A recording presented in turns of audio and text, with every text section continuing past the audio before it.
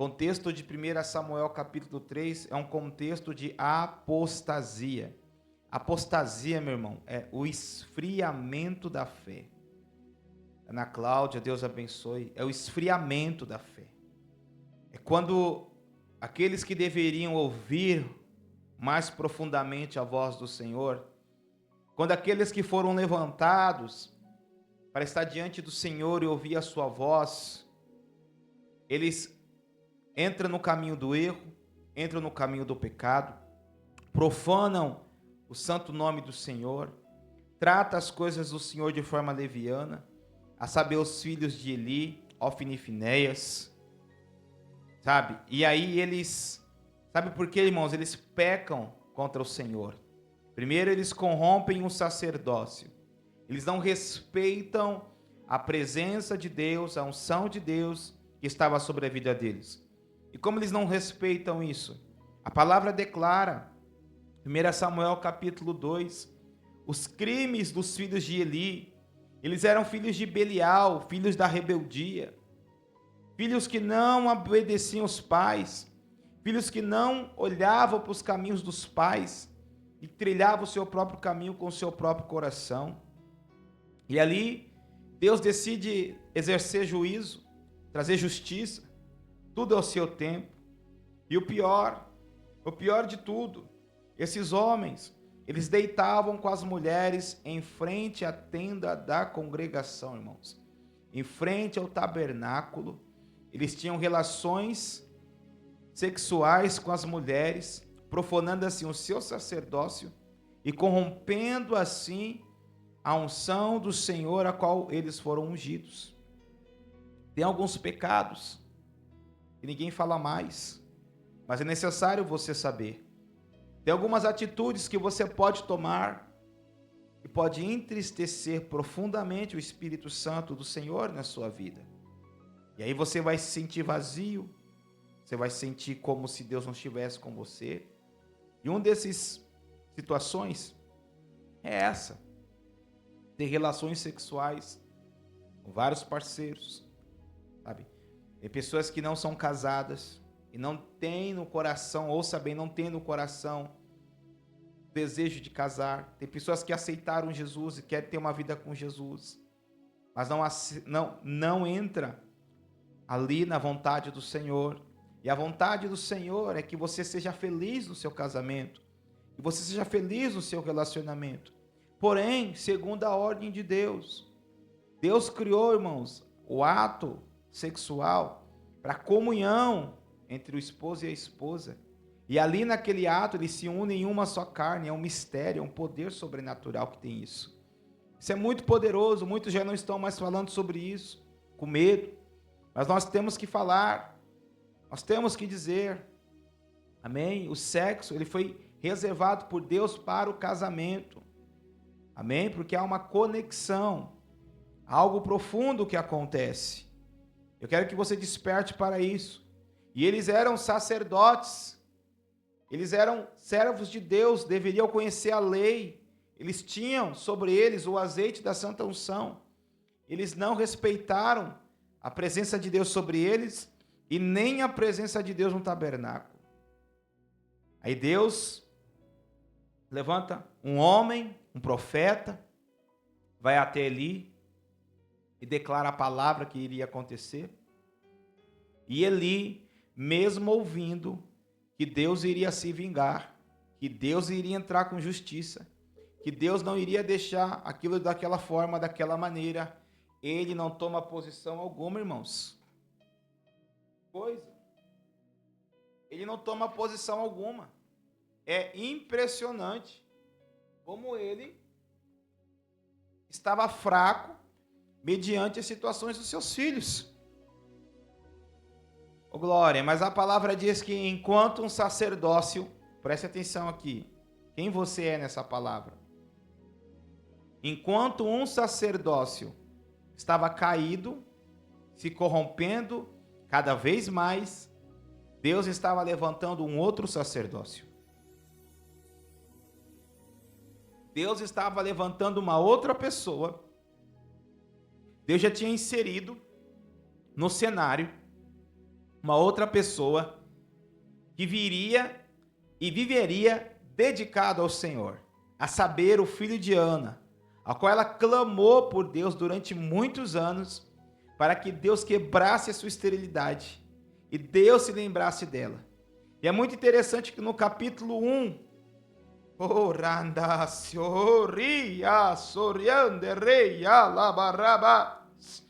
no versículo 5, a palavra declara algo tremendo, que Deus lhe tinha cerrado a madre, ou seja, que Deus tinha colocado sobre ela esse empecilho, a fim de instigar o coração dela a orar. Eu posso dizer para você que tem coisas na sua vida, irmão, que não é o demônio, é o próprio Deus que coloca essas barreiras, coloca essas situações, para quê? Para que você ore, porque o que Deus tem para fazer, o que Deus tem para fazer é maior, é mais poderoso, é mais extraordinário do que você tem vivido ou que você tem pensado. Os sonhos de Deus são muito maiores, irmãos e irmãs. Por isso que, por muitas das vezes, há uma luta, há uma batalha, há uma guerra, há uma situação na tua vida, que você ora, que você clama, que você jejua, e que parece que não vai, e que parece que Deus não está ouvindo, e que parece que Ele não está nem aí. Eu quero dizer para você que é mentira. Ele está ouvindo sim. Ele está ouvindo sim. Mas Ele quer algo maior, algo mais profundo. Talvez você está guerreando com algo para você, e Deus está dizendo, eu quero algo para mim. É desse jeito, é dessa maneira. Ela estava guerreando com algo para tirar a vergonha dela. E Deus estava esperando por algo que iria restaurar o sacerdócio que já estava caído. Eita Jesus, quem é você nessa palavra? Para que nós possamos chegar no capítulo 3, nós precisamos compreender o capítulo 1 e o capítulo 2. O capítulo 1 fala de uma mulher que clama a Deus para que a vergonha dela seja tirada. Fala de uma mulher, que clama a Deus. Tem mulher que clama a Deus aqui me ouvindo nessa noite? Tem serva do Senhor que está clamando a Deus, Senhor, tira a minha vergonha. Senhor, tira a minha vergonha. Senhor, tira esse peso de acusação, porque a Penina ficava todos os dias acusando ela. Todos os dias, Penina acusava ela. Todos os dias, Penina acusava ela. Imagina, irmão, sendo acusada de estéril, de não abençoada, de esquecida por Deus. Mandorocatara, mantorequeté. Mas é tão lindo que Eucana amava Ana, e lhe dava porção maior, e mesmo assim ela não atentava para isso. Ah, meu irmão, tem às vezes que nós queremos tanto algo que a gente nem percebe Jesus nos abençoando. Jesus está nos dando bênção, nos dando honra, mas nós queremos tantas vezes um algo. E aí no capítulo 1, ela faz um voto, ela entende, ela chega diante de Deus e fala, ó Senhor, se para mim não vai vir, então faz para o Senhor. Se me deres um filho, olha irmão como Deus entra na história, se me deres um filho varão, se atentares para a serva do Senhor, para a aflição, para a angústia, para a tristeza da sua alma, se me deres um filho varão, consagrarei ele a ti todos os dias da vida dele, e sobre a sua cabeça não passarás navalha, ele será nazireu. Fala comigo, nazireu, nazireu, nazireu desde o ventre. Nazireu é aquele que é separado, irmãos. Desde o ventre ele nasceu para ser separado, nasceu para servir a Deus. Deus falou, opa, gostei, era isso que eu queria, alguém separado, alguém posicionado, alguém que lá na frente vai ouvir minha voz. Eita Jesus, eu estou sentindo a presença do Eterno aqui, do Deus vivo aqui.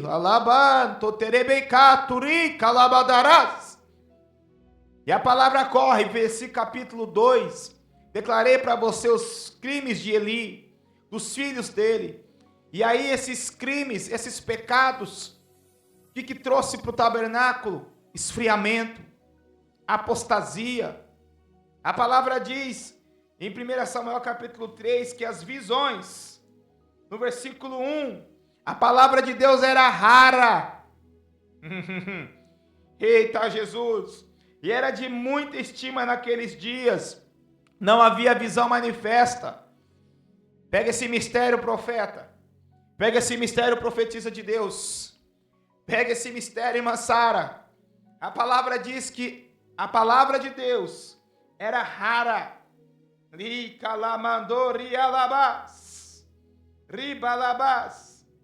E não havia visão manifesta. O que isso significa? O mover profético. A manifestação do sobrenatural de Deus. Não havia mais, assim diz o Senhor.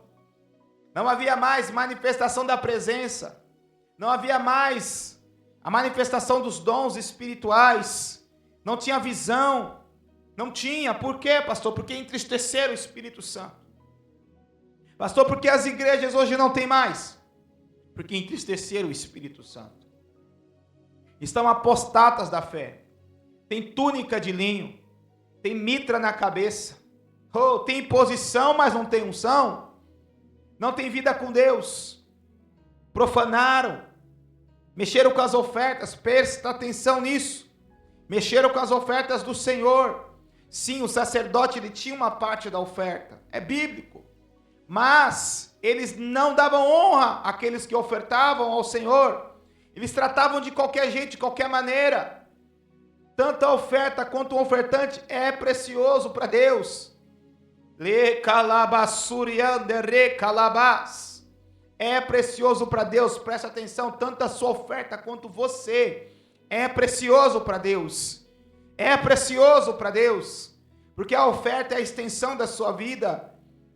E o sacerdote, presta atenção nisso, eles tinham o dever de comer a oferta junto com o ofertante. Que naqueles dias as ofertas eram animais, eram partes de animais, muitas das vezes eram sementes, e eles tinham que comer junto. Sabe o que é comer junto? Ter comunhão, ministrar a presença. O sacerdote tinha a incumbência de trazer a presença de Deus para o povo, para que o povo pudesse sentir de Deus. Só que não tinha mais visão manifesta, não tinha mais o profético, não tinha mais a revelação de calar. Eu estou falando revelação de Deus, irmão.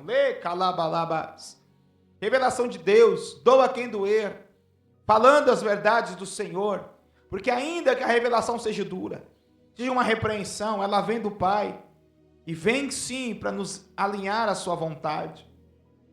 E aí no capítulo 2 nós vemos o que? Apostasia, esfriamento da fé, e Deus declarando o seu juízo, Deus declarando as suas sentenças, Deus dizendo o que iria acontecer, só que muitos deles não atentaram, muitos deles não acreditaram. Aí no capítulo 3,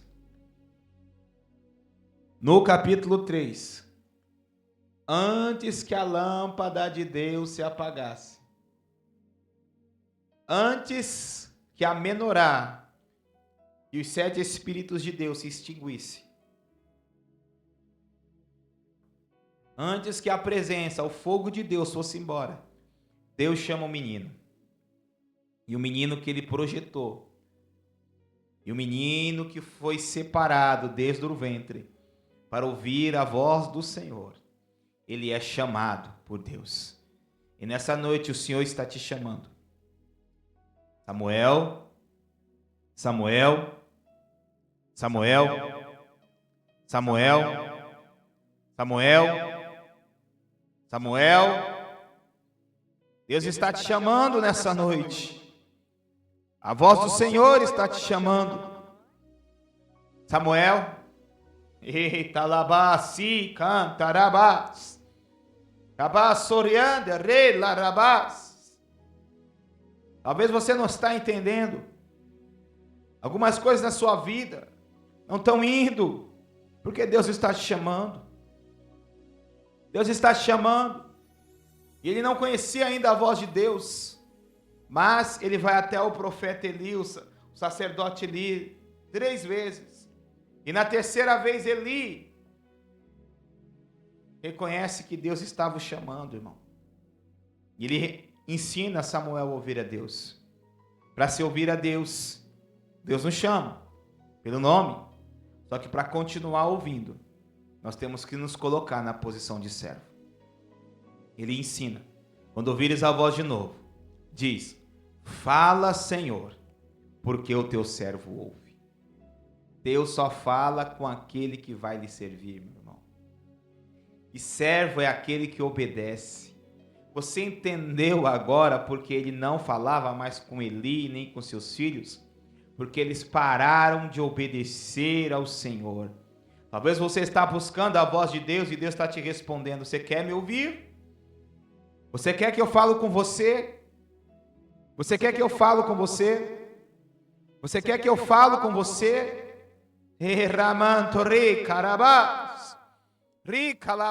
Você vai me servir?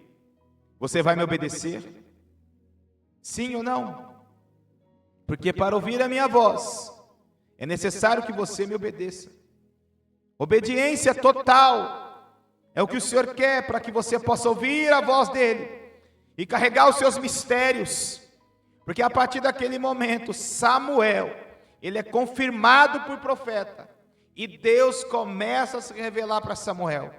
E as palavras de Samuel, nenhuma delas caíram por terra. Tem alguém nessa noite?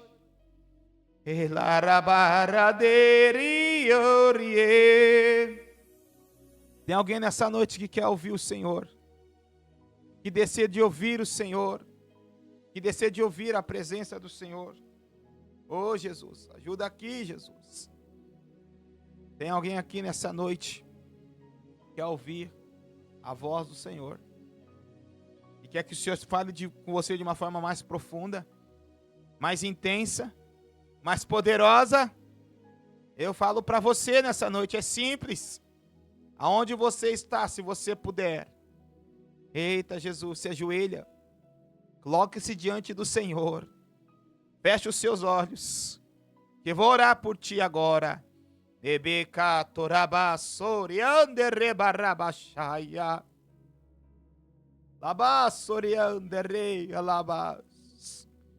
Deus vai te renovar. Deus vai te renovar. Deus vai te renovar. O renovo de Deus vai vir. Deus vai te renovar. Deus vai te renovar, querido. Deus vai te renovar. Aleluia. Glória a Deus. Deus vai te renovar. Deus vai te renovar de forma poderosa. Oh, glória. Deus vai te renovar. Oh, aleluia. Oh, aleluia. Oh, se necessário for, peça perdão ao Espírito Santo. De coração. Não faça como Ofni, Finéias e Eli, que não pediram perdão. Não falaram: Senhor, me perdoa por ter te entristecido. Senhor, olha as pessoas que estão de joelhos agora. Olha, Senhor, agora as pessoas que estão de joelhos, ó Pai. Eu lhe peço, Senhor, em nome de Jesus, manifesta o teu poder, manifesta a tua unção, manifesta a tua glória, Senhor, em nome de Jesus. Perdoa, Espírito Santo, por todas as vezes que não queríamos ouvir a tua voz e por todas as vezes que te entristecemos. Nessa noite eu te peço, Senhor, nos perdoa para que nós não venhamos ser como Ofni, Finéias e Eli, que morreram num só dia e perderam as promessas do Senhor. Essa noite, Senhor, nos renova, fala conosco, como disse o pequeno Samuel, fala conosco porque o teu servo ouve, fala com a gente porque nós queremos te ouvir, fala com a gente porque o nosso coração está ansioso e desejoso por ouvir a tua presença. Queremos te sentir, ó Deus. Queremos te ouvir, ó Pai. Queremos ser transformados pela sua graça.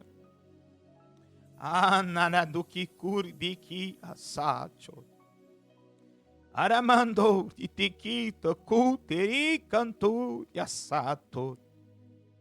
Lebidas. Torabashi.